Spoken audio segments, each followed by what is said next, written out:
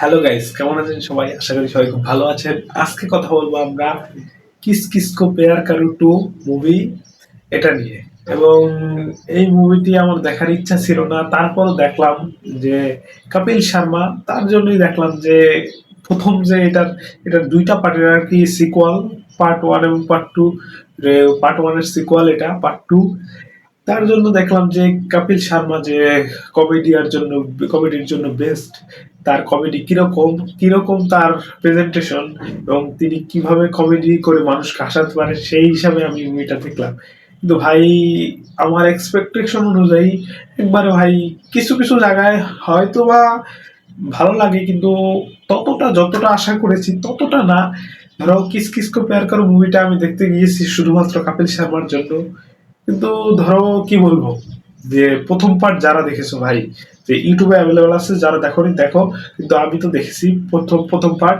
প্রথম পার্টে যেরকম যে এই মেয়ে থাকে তিনটা, ধরো মেয়ের সাথে বিয়ে হয়ে যায়, তারপর একটা গার্লফ্রেন্ড থাকে, এরকমই একবার same to same part two তেও এরকম একবারে একই কাহিনী রিপিট, মানে রিপিটেশন বলতে গেলে ধরো একই কাহিনী বারবার রিপিট করে সিকোয়াল বানিয়ে দেওয়া, এটাই।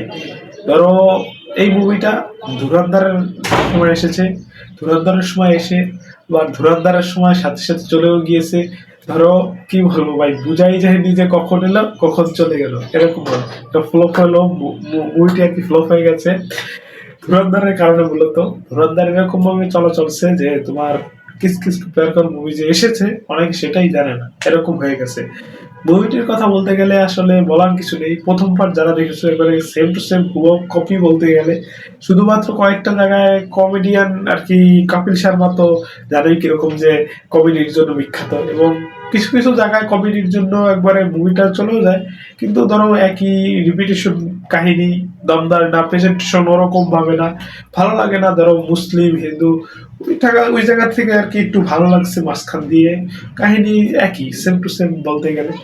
এই মুভিটা ধরো ওয়ান টাইম ওয়াচ বলতে গেলে আর কি, একবার দেখে সোজা তো ভুলে যাও এই মুভি। কপিল শর্মার জন্য দেখেছি, এটাই অনেক। বাস, ভাল লাগে, ভাল লাগলো না আর কি, যতটুকু এক্সপেকটেশন করেছি ততটুকু মুভিটা আর কি ভালো লাগেনি, এই আর কি মূলত। যদি তোমরা দেখতে চাও, বলতে বলতে গেলে দেখো, সমস্যা নেই। শুধুমাত্র কপিল শর্মার কমেডি যদি তোমাদের পছন্দ হয় তাহলেই দেখবে। এটা ছাড়া মুভির কিছুই নেই ভাই, মনে হয় যে পুরো গার্বেজ মুভি, এরকম একই ফুল কাহিনী কপি বেস্ট ভাই।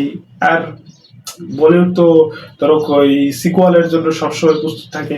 একটা মুভি হিট হলেই সাথে সাথে সিকুয়াল। ধরো পার্ট ওয়ান মুভিটা আমি যেটা দেখেছি, ওইটা এরকম কমেডি যে তোমার পেট একবারে হাসতে হাসতে অবস্থা খারাপ হয়ে যাবে। আমি যেটা দেখেছি ভালোই লাগছে।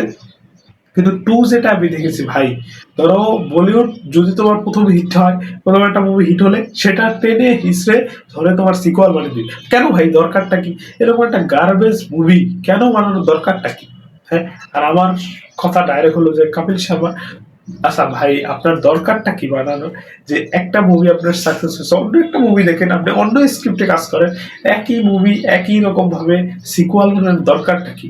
তাই আর কোনো কথা বলবো না ভাই, তোমাদের যদি ইচ্ছা হয় দেখবে। ভালো থাকো সবাই, আশা করি ভালো থাকো।